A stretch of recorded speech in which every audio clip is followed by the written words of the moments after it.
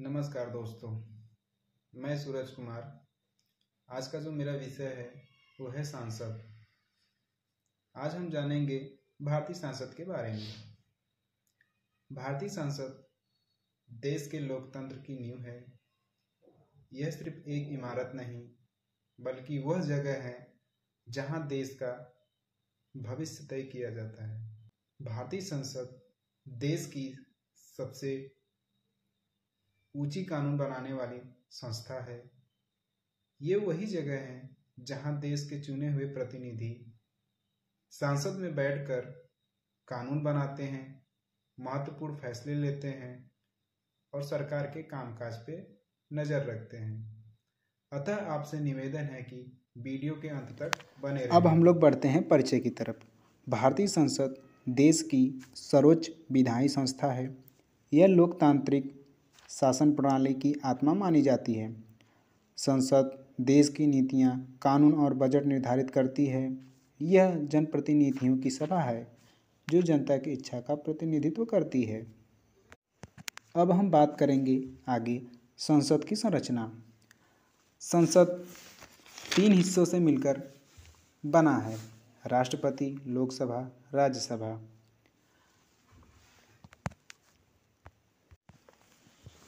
क्योंकि राष्ट्रपति संसद का प्रधान होता है, वह खुद लोकसभा या राज्यसभा में नहीं बैठता, पर उसके बिना संसद का कोई कानून पूरा नहीं हो सकता।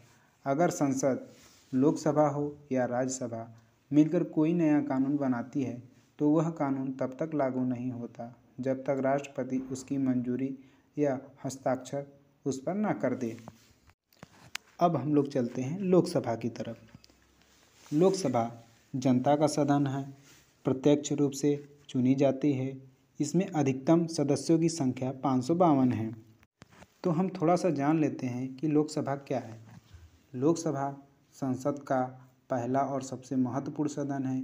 इसे जनता का सदन कहा जाता है क्योंकि इसे सदस्य जनता द्वारा चुने जाते हैं।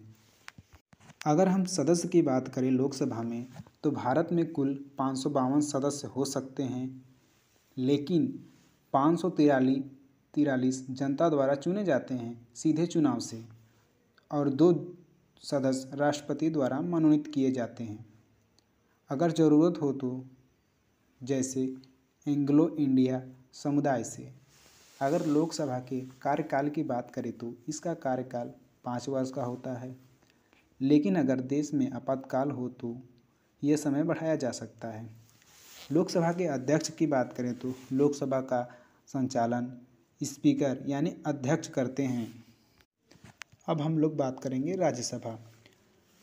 राज्यसभा राज्यों की परिषद एक स्थायी सदन है। इसमें अधिकतम सदस्यों की संख्या 250 है। हम लोग जानेंगे कि राज्यसभा संसद का ऊपरी सदन है। इसे स्थायी सदन भी कहा जाता है क्योंकि इसे कभी भंग या ख़त्म नहीं किया जा सकता। जैसे मैंने बताया कि राज्यसभा में कुल 250 सदस्य हो सकते हैं, लेकिन अभी 245 सदस्य हैं। इनमें 233 सदस्य राज्य और केंद्र शासित प्रदेशों की विधानसभाओं द्वारा चुने जाते हैं। 12 सदस्य राष्ट्रपति द्वारा नामांकित किए जाते हैं।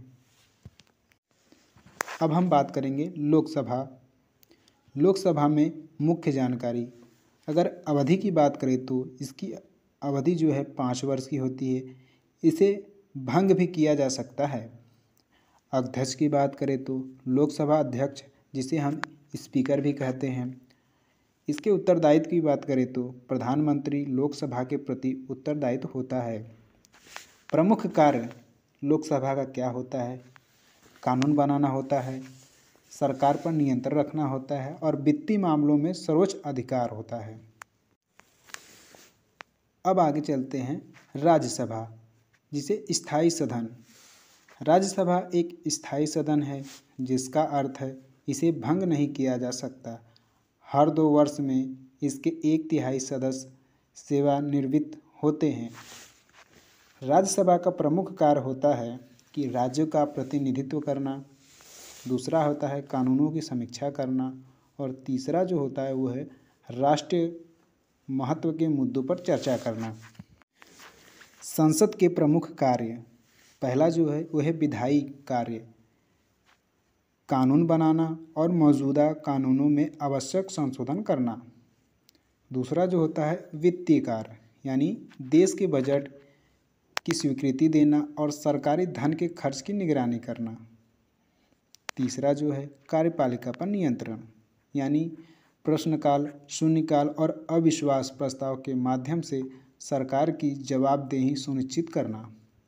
विचार विमर्श कार्य, यानी राष्ट्र और अंतर्राष्ट्रीय महत्व के नीतिगत मुद्दों पर गहन चर्चा करना। अब आगे चलते हैं। संविधान संशोधन, देश की बदलती आवश्यकताओं के अनुसार संविधान में आवश्यक संशोधन करना। संसद के सत्र की बात करें तो बजट सत्र, ये फरवरी से मई तक चलता है। सबसे लंबा और महत्वपूर्ण सत्र है ये। मानसून सत्र, यानी जुलाई से सितंबर तक। हर सत्र में महत्वपूर्ण विधेयक और नीतियां प्रस्तुत की जाती हैं। विभिन्न विधेयकों पर चर्चा होती है। आगे चलते हैं। शीतकालीन सत्र, यानी नवंबर से दिसंबर, सबसे छोटा और अंतिम सत्र यही होता है। अब हम बात करेंगे संसद की महत्ता, यानी लोकतंत्र की आधारशिला। यह संस्था देश के लोकतंत्र की आधारशिला है, जहां जनता की आवाज़ गूंजती है और उसकी इच्छा का प्रतिनिधित्व होता है। आगे देखेंगे जवाबदेही और पारदर्शिता। संसद कानून, जवाबदेही और पारदर्शिता सुनिश्चित करके कार्यपालिका को नियंत्रण में रखती है, जिससे सुशासन संभव होता है। सदन में अव्यवस्था और हंगामा 70%, यानी संसद का लगभग 70% समय बहस की बजाय हंगामे में चला जाता है। मतलब अगर सत्र 10 घंटे का है तो लगभग 7 घंटे हंगामे में और सिर्फ 3 घंटे काम में लगते हैं। कम उपस्थिति सदस्य 15%। इसका मतलब ये है कि अगर 100 सदस्य होने चाहिए तो केवल 15 सदस्य ही आए, बाकी 85 सदस्य अनुपस्थिति रहें। इससे संसद का काम धीमा या ठप पड़ जाता है। निर्णय में देरी 10%। इसका मतलब ये है यदि संसद में किसी महत्वपूर्ण कानून या नीति पर बहुत देर तक चर्चा विवाद होती है, जिससे फैसला समय पर नहीं हो पाता, यानी संसद को जो निर्णय 1 हफ्ते में लेना चाहिए वे 1 महीने या उससे ज़्यादा समय लिया जाता है। जनहित के मुद्दों पर कम चर्चा, यानी 5%। इसका मतलब ये है कि संसद में जनता से जुड़े कुछ महत्वपूर्ण विषय होते हैं, जैसे बेरोजगारी, शिक्षा, स्वास्थ्य, किसान की समस्या, महिलाओं की सुरक्षा। इन पर बहुत कम समय और ध्यान दिया जाता है, यानी संसद का केवल 5% समय ही जनहित के मुद्दों पर